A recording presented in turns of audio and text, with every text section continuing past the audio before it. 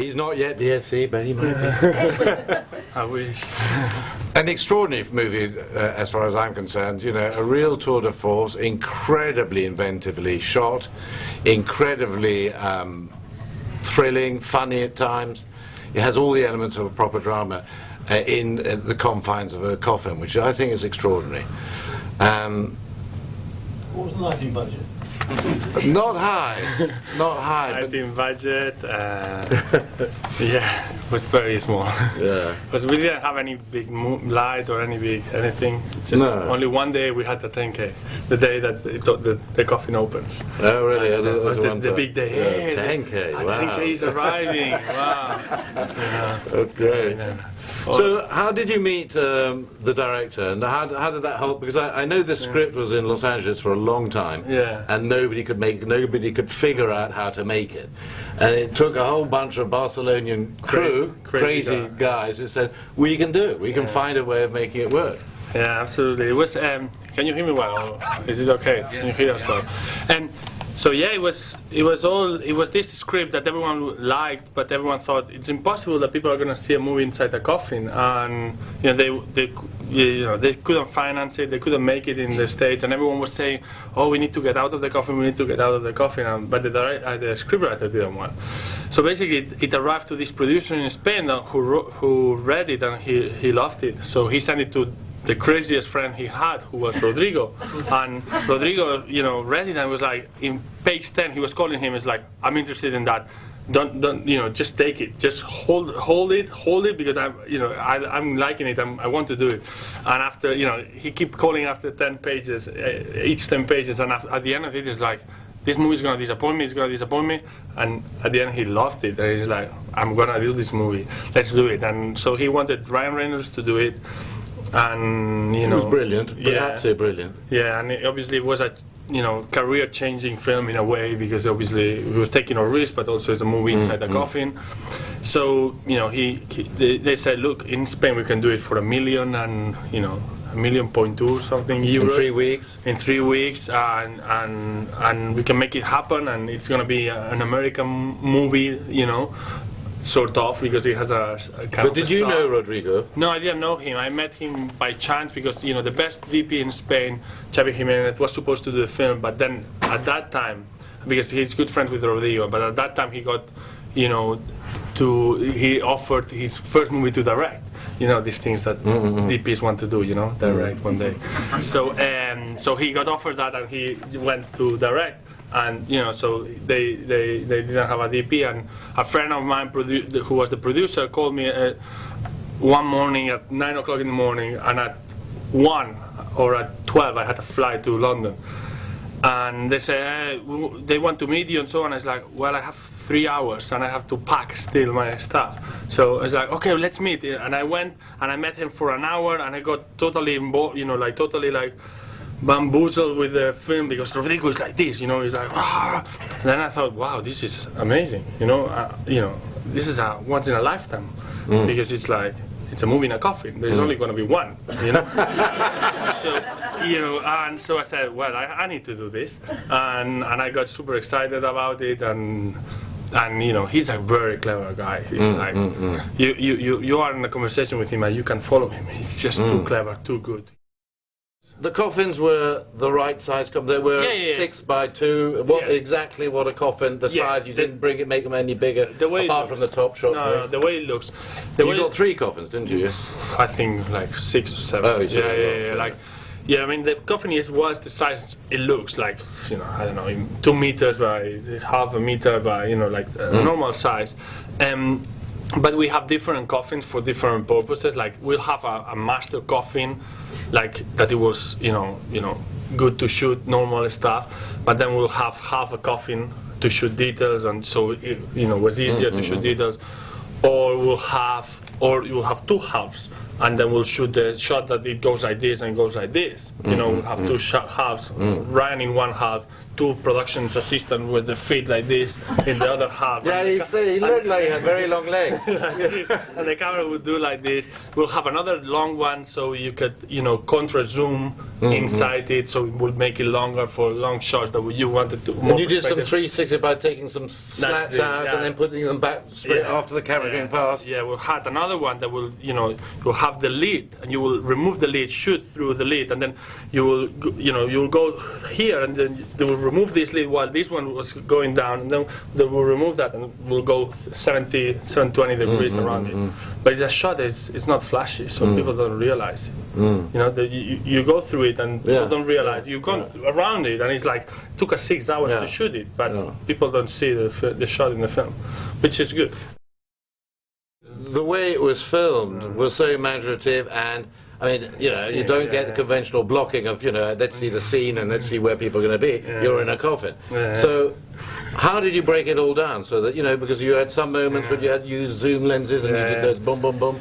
Others, I don't know how you did it, soft focus and swing and shift. Yeah, no, it was all a bit of a, it's Rodrigo basically who planned it all. We talk about, I had like 3-4 weeks prep, but he had very specific shots that he wanted to do, like the 360 degrees inside the coffin, the 180 inside the coffin, the 720 around the coffin, the top, all those were planned. And then we needed by sections, like, okay, the first section is going to be very square on.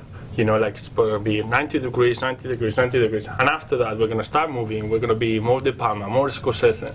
And then at the end, we're going to be just like crazy handheld like this. And we knew that. And then we also knew, the other thing we knew is that we didn't want to repeat a single setup. We didn't want to do the same shot twice. Like, let's pick the same lens that we know it works. Let's put the 85 here, the same position, and let's shoot Ryan.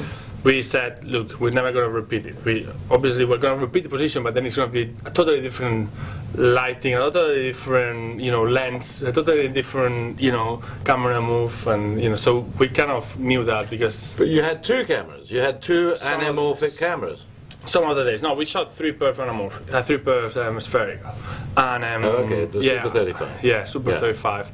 And yeah, we had 2 cameras because we had 3 weeks of shooting, and there are so many details, so many setups that we also thought, look, it's gonna be so difficult to cut, because obviously when an actor does this, and in the next shot in a normal movie does this, it's okay because you have a wide shot or you have another character to go through and so. So it had to be action cuts on action. You had to cut on action. Of course, and obviously to have 2 cameras sometimes on Ryan, it really helped to cut because it's actually the same. He's doing the same movement, exactly the same. I mean, how many hour days were there? I mean, how often? How long was he lying down in the coffin? Yeah, it was 11-hour day, but they didn't rehearse at all the whole movie. And Ryan will come on the set. We'll have a stand-in preparing the shot, and Ryan will come and we will shoot. We'll turn over and say, you're going to do this, more or less, but no rehearsal. So we will be shooting, and we will go for it. So he did a lot of whatever, he improvised a lot. He improvised, he's amazing. Yeah. He was actually my best spark in the movie. He was the best. Yeah, of course, he was right there. He was like, Ryan, in this moment you're really dark, so you better point the lagana, the whatever, the torch or the telephone at you, because if not, we're not going to see you. And you were very brave with the lighting, I mean, I think that there were times I could see that there was a little extra blue light when, when the phone's close to the, but, basically it didn't feel. I've lost a lot of hair in that movie. Yeah. I mean, I wasn't going to say anything. I suffered so much in that movie. It was like, because, it's wide open, Yeah, it was shooting wide open, pushing the stop, the 500, 50-60, Kodak. I know Fuji for Kodak, and we'll push one stop, shooting 1-3, but it will still underexpose it 3, 4, 5 stops. Sometimes I will have EV on my light meter and we'll still shoot, and it's like you suffer, and yeah, of course we light. Like the main thing was not to see the lighting. Obviously that, and it was, it was important for us that the movie felt like you were there and the guy was suffering there, and we wouldn't want it to make it look like Hollywood in a way. You wanted to look just like heartfelt, like dusty and organic and grainy and rough, and so So sometimes we took big risks, like, you know, just shooting with what we had, or shooting, you know, like leaving the, you know, there are these really dark shots with him when he's on the phone, and there is only the rim light of the phone just here, which the phone, by the way, was made of LED, controlled remotely, and then but then the field light, just to see something of the bonds of the, you know, that would be like -3, and it's just like you don't see nothing, you know, you just see the. But you do, it's amazing. Yeah, the stock's amazing. Yeah. No, just the people, you know, we get used to watch things like that you don't see, and what is fascinating for me is when I see the first minute and a half, which is all in dark, and because you hear something, you start seeing shapes. Yeah. I see shapes. I see the guy moving, and it's total darkness. Yeah. And it's people kind of create their worlds in their heads of, you know, of what they are not seeing, and that's what in this movie helped, you know, me a lot, because there are sometimes that you don't see much, and just imagination creates the world and the coffin itself, you know. All your team of Barcelonian crew, that was such a close family, that you do everything together. The grip was there, your electrician, your other cameraman was there, everybody was there, and you do everything together, it seems. Is that right? Yeah. And it's a true family. Yeah, we have a very close friend of, you know, a very close group of friends that we met in film school in Barcelona, and, you know, that we are all under 30s, and we work together, and basically we do films together, and we laugh a lot, you know, we fight for each other. So the films you did here in London, did you do it with them? Yeah. Did you bring them? Yeah. I took, well, 2 of them, not the focus group, because I couldn't. But yeah, I mean, they are amazing. Tell us a bit of the story, because it was Simple Man after this. A Single Man No was about before. Oh, it was before. Yeah, okay. Yeah. But it's very interesting the way you got that job. It seemed like it was another director that you met at the last minute, and they just needed somebody, and you said, "Yeah, I'll do it," and they liked you, and you got the job. Yeah, it was quite funny. I was in the Edinburgh Film Festival, 12 o'clock at night, in the Cuba Cinema alone, and I just started chatting with the girl next to me, and she was a producer living in New York and so on. And we've become friends, we went partying and so on, and, you know, for a few days, and then, you know, after a year and a half of Facebook and emails and so on, we met in New York, and you know, we go for a coffee, I drop her my reel, like, hey, have a look at my short films and so on. And, you know, and she liked it, and 5 days later she received a phone call from a producer friend of hers who was producing Tom Ford's film in LA, and say, hey, look, we're desperate, we've seen everyone's reel, and everyone's, all the agents, the DOPs look the same, they look American, obviously, you know, and he wants someone that is kind of more arty, more European taste, much younger, who is available, who is quite cheap, and that helps, and you know, who's quick, because we're gonna shoot in 5 weeks' time. We shoot the whole movie. So, and this girl said, she recommended a few of my heroes, DPs, and she sent my reel. And Tom Ford received them on his desk, and he put it in on a lunch break, and he saw 2 minutes show, you know, the montage. He never saw anything like any other thing, any narrative, anything. 2 minutes of his montage, and he said, I want this guy, I love this stuff, I want this guy. So they called me in, say, on a Tuesday, say, you have to come, and I was shooting at that time, you have to drop it, just come, I mean, he wants you. And I said, so yeah, I dropped that short film I was doing at that time, and fly to LA for the first time in my life, met him, and after, you know, I was shitting on my pants. You know, I was like, oh my God, that was very scary, you know, but I went in the room and said, look, this is gonna work, let's go for it. And I met him, and, you know, we liked each other, and after 10 minutes I knew I was going to do the film, which changed my life. Really good, really good. My wife didn't come tonight because she's claustrophobic and she doesn't want to see, and she couldn't see somebody in a coffin for 90 minutes. So there was that problem, I'm sure, with it. Absolutely. But as a piece, as a work, as a piece of filmmaking, I think it's sensational. Yeah, I mean, it's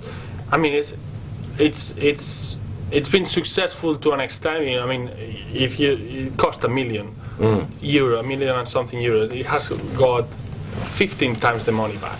something. Yeah, so that's, you know, like it's been sold everywhere in the world. It's been shown everywhere. I mean, not to make, you know, it's not been a box office hit, but it's been, you know, like which movie can get his money back in. Which might be the way that low-budget films have to go anyway now, where, you know, if you get that sort of return, that's a huge return. It's like, absolutely. So you can make them small, and then your return doesn't have to be so big. That's it. Yeah. I was absolutely amazed how a movie like this, which is so simple in a way, it's like it's the cheapest movie you can think of. It's a guy inside a coffin, you know, for 90 minutes, and it's about life and death, and you know why it hadn't been done before, you know, and then you watch it, and obviously, you know, there are things that in the movie that they don't make sense, like this or that, but on the whole, I think no, you tell me if it works, and people, you know, they just, you know, they follow it, and they are just like stuck in their chairs, and I just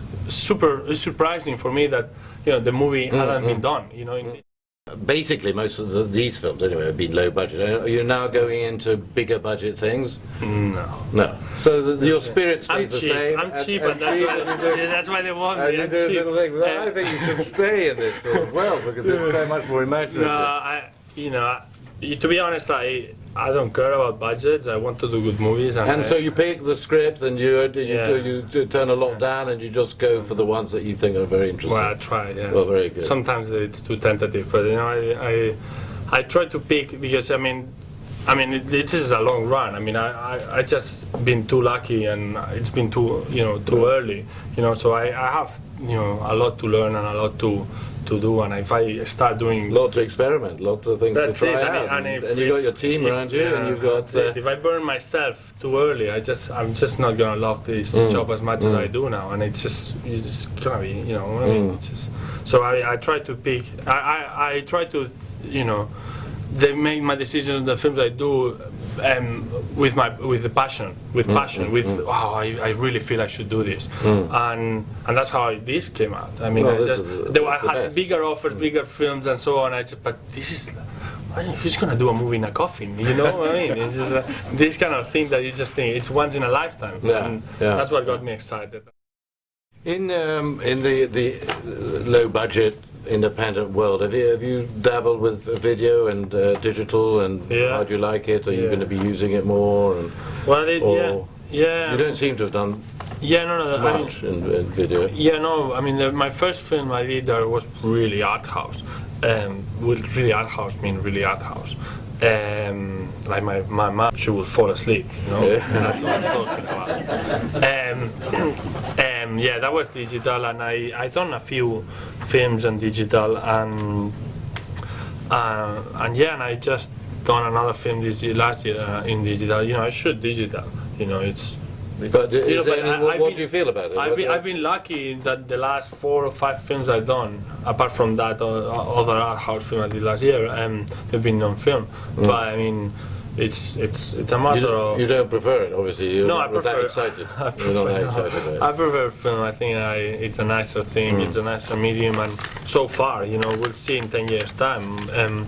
But now, it just also feels right for each period, for each movie. You know, in this one we wanted, you know, to feel, you know, the grain, to feel organic, to feel dust, to feel, you know, the roughness, and you know, I think, you know, there is something. It's too sharp, isn't it? Yeah, it's too sharp. That's it. And sharpness is not necessarily beautiful. That's it. You know, and there is some. You know, just when you are in the grading suite with film, it's just it's much easier to do, you know, to make them look the way you want that on digital. You know, but you know, I don't know. I mean, sometimes we don't decide. Project by project. Yeah.